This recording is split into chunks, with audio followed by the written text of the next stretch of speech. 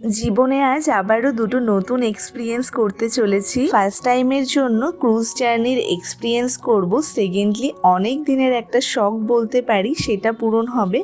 আজ দেখতে যাব সমুদ্রের নিচের দুনিয়াটা ঠিক কেমন হয়। নমস্কার, আমি দেবলীনা। আমার চ্যানেল সিম্পল লিনাতে তোমাদের আরও একবার স্বাগত জানিয়ে আজকের ব্লগটা শুরু করতে চলেছি। আজ আমাদের আন্দামানের তৃতীয় দিন। আজও ভোর থাকতে থাকতেই ঘুম থেকে উঠে পড়তে হয়েছে। হ্যাঁ, তবে আজ আর মাঝরাতে ঘুম থেকে উঠতে হয়নি। আজ আমাদের 7:30টায় ক্রুজের টিকিট কাটা আছে। এই দুদিন আমরা আন্দামানের পোর্ট ব্লেয়ারে ছিলাম। এখন আমরা ক্রুজে করে যাব হ্যাভলক।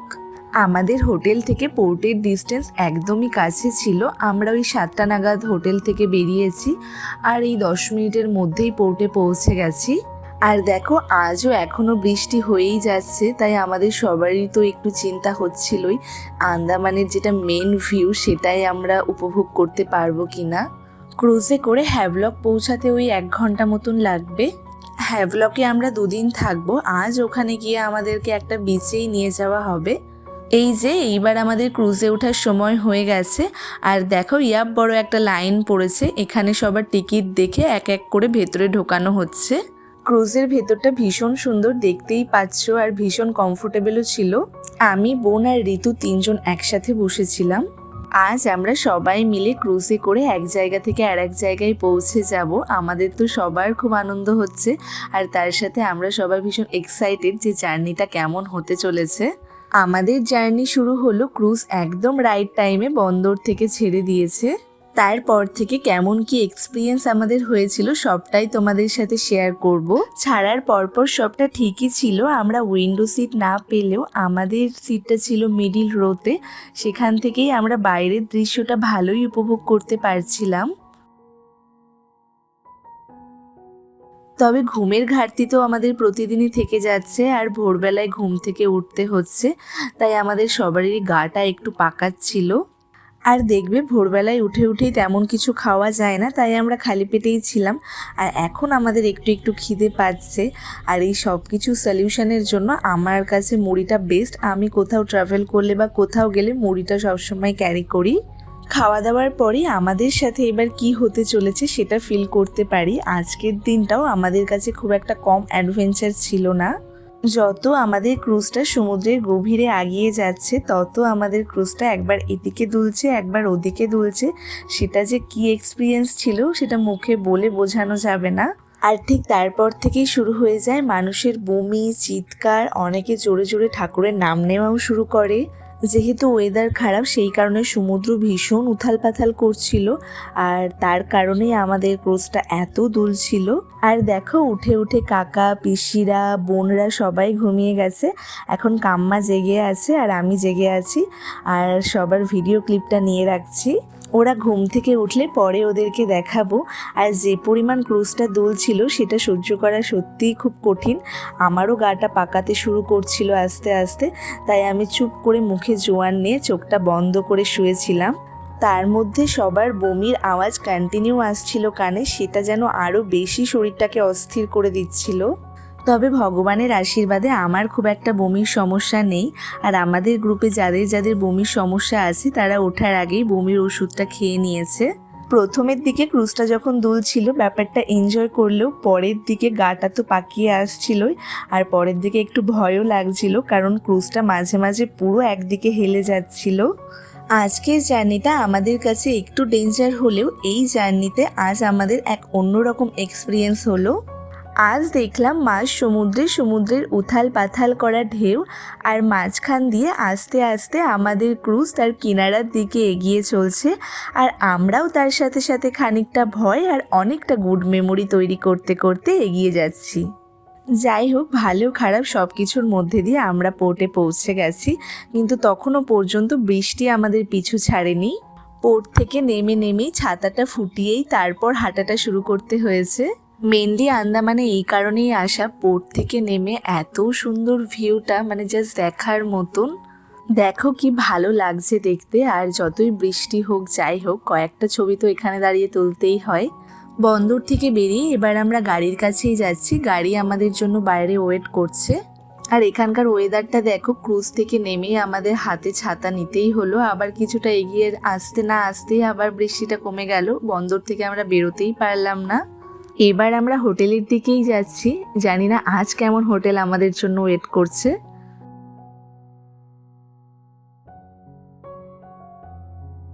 আবার দেখো, হোটেলের মুখে নামতে না নামতেই ঝমঝম করে আবার বৃষ্টি শুরু হয়ে যায়।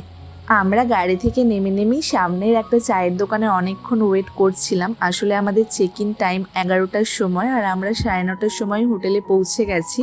তারপর 11টা বাজলে আমরা আমাদের রুমের চাবি হাতে পাই। আজকের রুমটাও বেশ সুন্দর সাজানো গোছানো আর বেশ বড়ও আছে, তবে আজকে সিঙ্গেল বেড। তবে আজ যেটা আছে সেটা আমাদের কাছে মেনলি ইম্পর্টেন্ট, আজ একটা বেশ বড় মিরর আছে রুমে।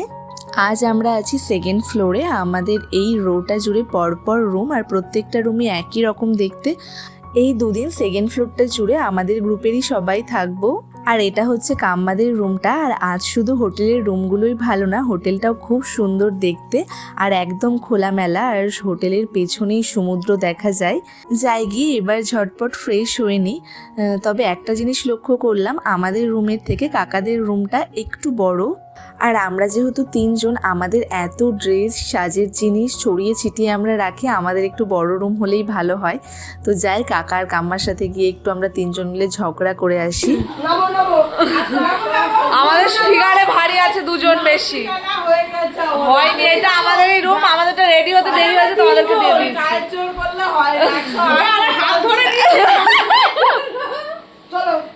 আমরা 3 জন কি হয়েছে 100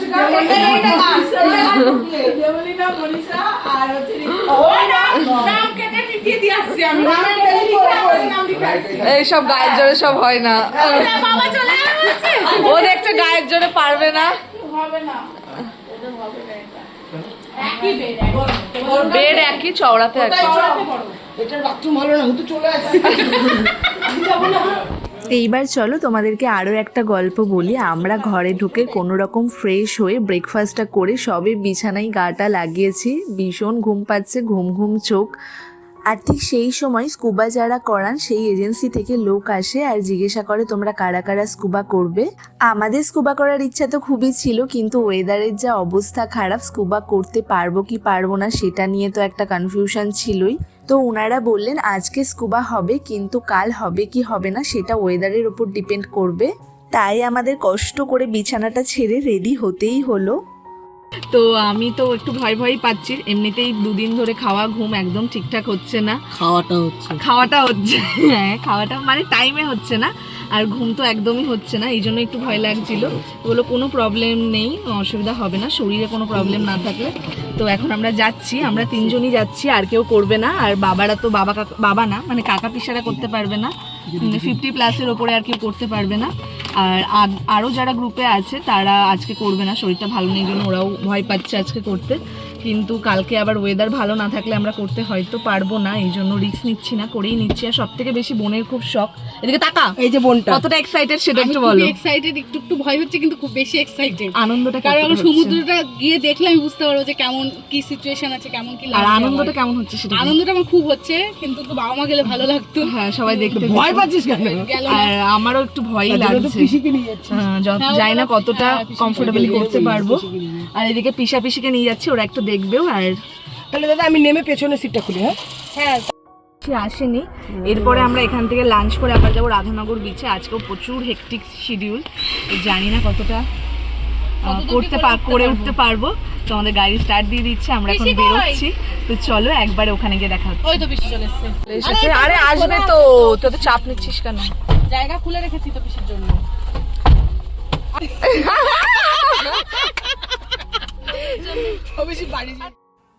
হো এবার আমাদের আরও একটা স্বপ্ন পূরণ হতে চলেছে। আমি, বোন আর ঋতু 3 জনে মিলে যাচ্ছি স্কুবা করতে। একটু ভয় লাগলো, আমি তো ভীষণই এক্সাইটেড। স্কুবা করার নাম শুনে ঘুমঠুম সব উড়ে গেছে। ভয় লাগছে কি হবে আর পারবো কিনা করতে, কি হতে পারে এইসবই ভাবতে পুরো রাস্তাটা গেছি। সমুদ্রে নামানোর আগে ফার্স্টে স্কুবা সেন্টারে নিয়ে আসা হয়, আর সেখানে নিয়ে এসে ওনারা ভালোভাবে শোনেন তোমার শরীরে কোনো সমস্যা আছে কি না, বা থাকলেও কি সমস্যা আছে, বা আগে কোনো সমস্যা ছিল কি না, সেটা ভালোভাবে শোনার পর ওনারা বলেন তুমি এলিজেবল কি এলিজেবল না স্কুবা করার জন্য।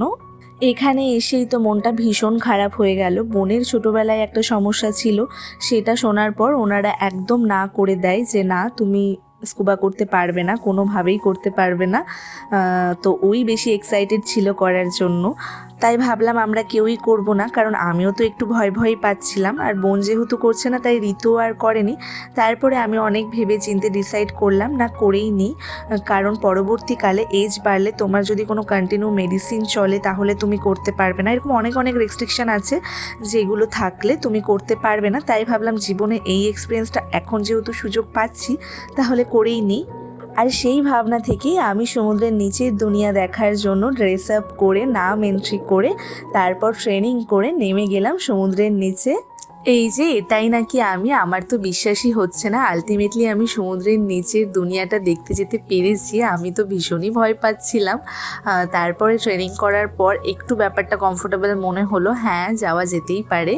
তবে ট্রেনিংটা তো হাঁটু জলে হয়, কিন্তু তুমি যখন অ্যাকচুয়াল স্কুবা করবে তোমাকে অনেকটা দূর ভাসিয়ে নিয়ে যাওয়া হয়, তারপরে আস্তে আস্তে নিচে নামানো হয়। আর দেখতেই পাচ্ছ আমি যে পোজগুলো দিচ্ছি, সামনেই একটা ক্যামেরাম্যান ছিল আর পেছনে তো আমার ট্রেনার ছিলই। আর বৃষ্টির কারণে না জলটা ভীষণ ঘোলা ছিল, তাই জন্য আমি ঠিকঠাক বুঝতে পারছিলাম না কি দেখানো হচ্ছে আমাকে সামনে। উনি আমাকে পোজ দেখিয়ে দিচ্ছিলেন। এবার আমার এক্সপিরিয়েন্সটা তোমাদের সাথে শেয়ার করি, আমার কেমন লেগেছে। আমি তো এটা ফার্স্ট টাইমের জন্য স্কুবা করতে গেছি, আগে তো আমার কোনো এক্সপিরিয়েন্সই ছিল না, তাই আমার এই ব্যাপারে কোনো আইডিয়াও ছিল না। তবে আমাদের স্থল আর জলের মধ্যে তো একটা বিস্তর ফারাক আছে। আমি যত জলের নিচে নামছিলাম একটা প্রেশার ফিল হচ্ছিল, আর আমি যেহেতু সাঁতারও জানি না তাই জন্য আমার একটু ভয়ই লাগছিল। পুরো চারিদিকে জল, একদম জলের গভীরে। জানি সব রকম প্রোটেকশান আছে, তাও একটা ভয় আমার কাজ করছিল। তাই আমি ট্রেনারের হাতটা শক্ত করে ধরেছিলাম, হাতটা একবারের জন্যও ছাড়িনি। তবে ট্রেনিংটা তো হাঁটু জলে হয়, কিন্তু তুমি যখন অ্যাকচুয়াল স্কুবা করবে তোমাকে অনেকটা দূর ভাসিয়ে নিয়ে যাওয়া হয়, তারপরে আস্তে আস্তে নিচে নামানো হয়। আসলে তখন আমার মনে হচ্ছিল তার হাতটা ছেড়ে দিলে আমি কোনো সাপোর্ট পাবো না, মানে তার হাতটা ধরে আমি একটা সাপোর্ট ফিল করছিলাম। এইবার বলি নিচে যা দেখলাম সেটা দেখে আমার কেমন লাগলো। আমার চোখের সামনে দিয়ে ছোট্ট মাছগুলো ঘুরে বেড়াচ্ছে, আমিও তাদের মাঝখান দিয়ে তাদের সাথে চলে বেড়াচ্ছি, তাদেরকে দেখছি। আর তার সাথে সাথে তাদেরকে হাত দিয়ে ছুঁয়ে দেখারও চেষ্টা করছিলাম, কিন্তু ধরতে গেলেই তারা যেন কেমন করে হাতের মাঝখান দিয়ে ছুটে পালিয়ে যাচ্ছিল। অনেক রকমের মাছ দেখেছি, যেমন সমুদ্রের নিচে থাকে না এক ঝাঁক ছোট মাছ, তারা একসঙ্গেই চলে ফিরে বেড়ায়, সেই মাছগুলো দেখেছি। তারপর অনেক কালারফুল মাছ দেখেছি, আর একটা বেশ বড় সাইজের মাছও দেখেছি কিন্তু, আর তার সাথে দেখেছি কোরাল। তোমরা কারা কারা স্কুবা করেছো আর তোমাদের এক্সপিরিয়েন্স কেমন ছিল অবশ্যই কমেন্ট করে আমাকে জানাবে। কিন্তু আমি তো খুবই ভালো এক্সপিরিয়েন্স নিয়ে জল থেকে উঠে এসেছি, কোনো সমস্যা হয়নি, আর আমার ট্রেনারটাও খুব ভালো ছিল। তো যেটা চেয়েছিলাম একদম স্যাটিসফাইড, বাট ওই একটু ভয় লাগছিল। কানে প্রচণ্ড প্রেশার পড়ছিল সব থেকে, মানে কোনো নাকে মুখে অসুবিধাটা হচ্ছিল না, কানে আমার ভীষণ প্রেশার পড়ছিল। আমি তো স্কুবাটা সাকসেসফুলি করতে পারায় ভীষণই খুশি। আর তার সাথে আরও একটা খুশি অ্যাড হয়, সেটা কি বলো তো, জল থেকে উঠে এসে আমি জানতে পারি বোন আর ঋতু গেছে স্কুবা করতে। আর সেটা শুনেই মনটা দ্বিগুণ খুশি হয়ে গেল। আমরা 3 জন মিলে আসলাম স্কুবা করতে, আর শুধু যদি আমি একা করে ফিরতাম সেটা আমার ভীষণই খারাপ লাগতো। চেঞ্জ করে নিয়েছি, আর এখানে সেন্টারেই ফটো চলে আসে, ফটো ভিডিও যা আছে সেগুলো এখন নেব। আর বোনরা এখনও উঠেছে কিনা জানি না, একসাথে সবার এক্সপিরিয়েন্সটা ভালোভাবে শেয়ার করব। আরও কী সব কিছু ঘটেছে ইন ডিটেলে তোমাদেরকে বলবো। আগে ফটো ভিডিও নিয়ে কাজগুলো আগে সেরে নিই। আমার ফটো ভিডিও তো নেওয়া হয়ে গেছে, এবার বলি বোন আর ঋতু কিভাবে পারমিশন পেল স্কুবা করার। আমি স্কুবা করতে চলে যাওয়ার পর বোন আর ঋতু তো মন খারাপ করে অটো ধরে হোটেলেই চলে যাচ্ছিল, কিন্তু তার মধ্যে ওরা একটু খেয়াল করলো আশেপাশে আর কোনো সেন্টার আছে কিনা, আর পাশেই আরও একটা সেন্টার ছিল। তারপর ওরা গিয়ে সেখানে কথা বলে আর সব ব্যাপারটা ভালো করে বুঝিয়ে বলে, আর সেখান থেকেই ওরা পারমিশন পেয়ে যায় স্কুবা করার। বোনের স্কুবা করার ভীষণ একটা শখ ছিল, আর তার সাথে ওর ফুললি কনফিডেন্স ছিল যে ও পারবে করতে। ও সেটাই বারবার বলছিল কেন আমাকে করতে দেওয়া হচ্ছে না, আমার তো ছোটোবেলায় প্রবলেম ছিল, এখন কোনো প্রবলেম নেই, আমি পারবো। আর সত্যিই পেরেছে, কত ভালোভাবে স্কুবা করে চলে এসেছে। আর ওদের এক্সপিরিয়েন্স খুবই ভালো ছিল, ওর তো আমার থেকেও ভালো ছিল, ও একটুও ভয় পায়নি, ওর কোনো সমস্যাই হয়নি, ও ব্যাপারটা ফুললি এনজয় করেছে। পিসি তো আমাদের সাথে ছিলই, কিন্তু কাকা হোটেল থেকে ভীষণ চিন্তা করছিল, 2 মিনিট অন্তর অন্তর ফোন করছিল। প্রথম সেন্টারে বোনকে না করে দেওয়ার পর কাকা যেন আরও বেশি চিন্তা করছিল, আর তাই জন্য কাকাকে না জানিয়েই বোন সেকেন্ডবার স্কুবা করতে নেমেছিল। বল, আমি প্রাণ নিয়ে বাড়ি ফিরে চলেছি, এখন আমাকে জিজ্ঞাসা করছে তোর কি বাবার সামনে যেতে ভয় লাগছে? এইবার কাকাকে গিয়ে জোর গলায় বলবি করেছি আমি যেই জন্য আন্দামান আসবো বলেছি সেটা ইয়া ভাবিও কাজ সবারই হয়ে গেছে।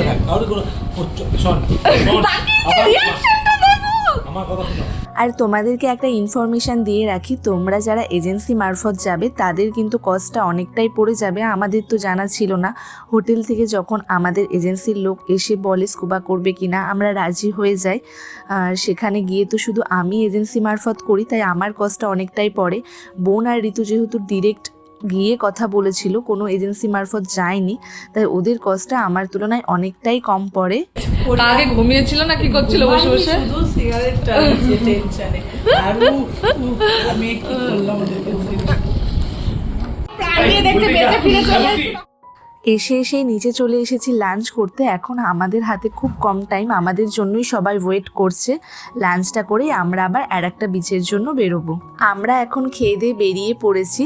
আমরা এখন যাচ্ছি রাধানগর বিচে। হ্যাভলকের সবথেকে ফেমাস আর সুন্দর বিচ হচ্ছে এই রাধানগর বিচ। দেখো রাস্তাগুলো কি সুন্দর, রাস্তার দুপাশে সারি সারিবদ্ধ শুধু নারকেল গাছ, খুব সুন্দর লাগছিল দেখতে। এইবার আমরা রাধানগর বিচে পৌঁছে গেছি। হোটেল থেকে কোনো বিচই খুব একটা দূরে না।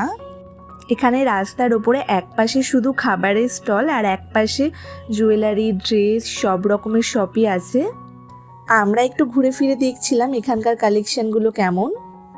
জুয়েলারি কালেকশানগুলো প্রত্যেকটাই ভীষণ সুন্দর, বাট প্রত্যেকটা বিচের ধারেই একই কালেকশান, তাই আজ যেহেতু হাতে সময়টা কম, পরে কখনো দাম দর করে নেব। আর সেলুলার জেলের ওখান থেকে তো আমরা কিছু কেনাকাটি করেইছি, বাট ড্রেসগুলো দেখে নিজেদেরকে আর কন্ট্রোল করতে পারলাম না। বিচের ধারে পরার জন্য অসাধারণ কিছু কালেকশান ছিল এই দোকানটায়। তার সাথে এই দোকানটায় জুয়েলারিও ছিল, আর কিছু ড্রেস আমরা এখান থেকে ট্রায়াল দিয়েছি। প্রত্যেকটা ড্রেসই ভীষণ সুন্দর লাগছিল, মনে হচ্ছিল অন্তত একটা কিছু কিনি, বাট এই ড্রেসগুলো পরে তো আমরা খুব একটা কমফোর্টেবল ফিল করি না, আর ফ্যামিলির সাথে তো নয়। বাট আমরা একটু ট্রায়াল দিয়ে দেখছিলাম, কিনতাম না, আর ওনারা দামটাও একটু বেশিই বলছিলেন। দেখো এই হোয়াইট কোয়ার্ড সেটটাও ভীষণ সুন্দর, আর আমি একটা ব্ল্যাক কালারের শার্ট পছন্দ করেছিলাম দিদির জন্য নেব বলে, বাট এইটার দাম চাইছে 800 টাকা না 1000 টাকা মেবি, তো এত দাম দিয়ে আর এই শার্টটা নিতে ইচ্ছা করলো না। আর বিচে ঢোকার সাথে সাথে বিচের একটা অসাধারণ ভিউ, মানে আমরা ছবি তুলে কমপ্লিটই করতে পারছিলাম না। বলা যায় আন্দামানে আসার পর দিনের বেলায় এটাই আমাদের ফার্স্ট বিচে ঘুরতে আসা। আর জানো তো এই বিচেই সবাই স্নান করে, আমরাও স্নান করব, বাট আমরা ছবি তুলছি, তার আগেই পিসিরা কাকারা সবাই নেমে গেছে স্নান করতে।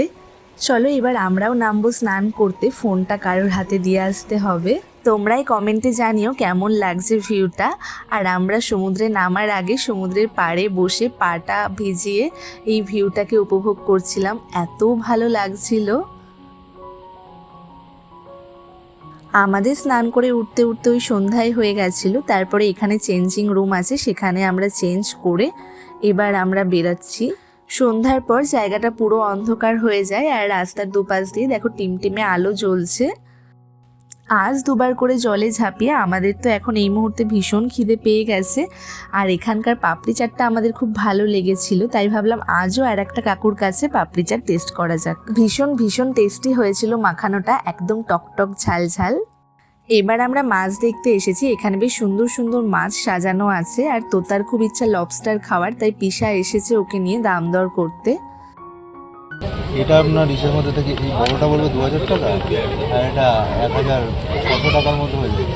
হ্যাঁ 1000 রাত্রেবেলা তো আপনি 1500 টাকা দিন হয়ে যাবে। এটা তো ইসে সুরমাই ফিশ একটা, এটা 400 টাকা। হ্যাঁ আর এটা কি বললো পিসা? রেড স্নাইপার, আপনি এটা ইসের মধ্যে ট্রাই। সেদিন ছিল সোমবার, পিসি যেহেতু নিরামিষ খায় তাই আমরা কিছু নিইনি, বাট মোটামুটি কেমন দাম হতে পারে সেই আইডিয়াটা নেওয়ার জন্যই গিয়েছিলাম। আর হোটেলে আসতে না আসতেই আবারও দেখি চলে এসেছে এজেন্সির লোক, ওনারা বোঝাতে এসেছেন কালকে আমরা যেই জায়গায় যাব সেখানেও অনেক রকমের রাইড করা যেতে পারে, সেগুলোরই একটা আইডিয়া দিতে। আর আমরা তো ভেবেই নিয়েছিলাম কোনো রাইড যদি আমরা করিও তাহলে আমরা সেখানে গিয়েই ডিরেক্ট বুক করব, এখানে আগে থেকে কোনো কিছু বুক করব না। তিনবার স্নান করেছে, এদিকে এখনো একজন ফেটি বেঁধে বসে আছে, মাথা ফাথা এখন ধরে আছে, এতগুলো রাত এখনো ঘুম হয়নি। কালকে শুনছি একটু দেরি করে উঠতে হবে। আমরা ওই ঘরে বসে বসে একটু গল্প করছিলাম, সব এক্সপিরিয়েন্স এগুলো আলোচনা, কিন্তু তো বসে একটু গল্প করার সময়ই পাইনি। তো আজকে একটু ওই ঘরে বসেছিলাম, কাকাদের ঘরে সবাই মিলে একটু গল্প করছিলাম। আর এইদিকে দেখো সবটা একদম অগোছালো করে ছেটানো আছে, যেগুলো আমাদেরকে এখন গোছাতে হবে, কারণ কালকে কি পরবো সেগুলো একটু গুছিয়ে রাখলে সুবিধা হয়, ঘরটাও একটু গুছিয়ে রাখলে সুবিধা হয়, না হলে বেরানোর সময় রেডি হওয়ার সময় কিছু খুঁজে পাওয়া যায় না। আর আজ যেহেতু আমরা ভীষণই টায়ার্ড তাই তাড়াতাড়ি চলে এসেছি ডিনারটা করতে। ডিনারে ছিল ভাত রুটি দুটোই অপশান ছিল, আমরা যেহেতু ভাত খেতেই পছন্দ করি ভাত নিয়েছিলাম, আর তার সাথে ছিল ডাল, একটা সবজি আর চিকেন আর পায়েস। তবে চলো আজকের মতো ব্লগটা আমি এখানেই শেষ করছি। তোমাদের যদি ব্লগটা ভালো লেগে থাকে লাইক কমেন্ট অ্যান্ড শেয়ার করবে, সাবস্ক্রাইব করতে ভুলবে না। আবার দেখা হচ্ছে নতুন কোনো ব্লগ নিয়ে, ততক্ষণের জন্য টাটা।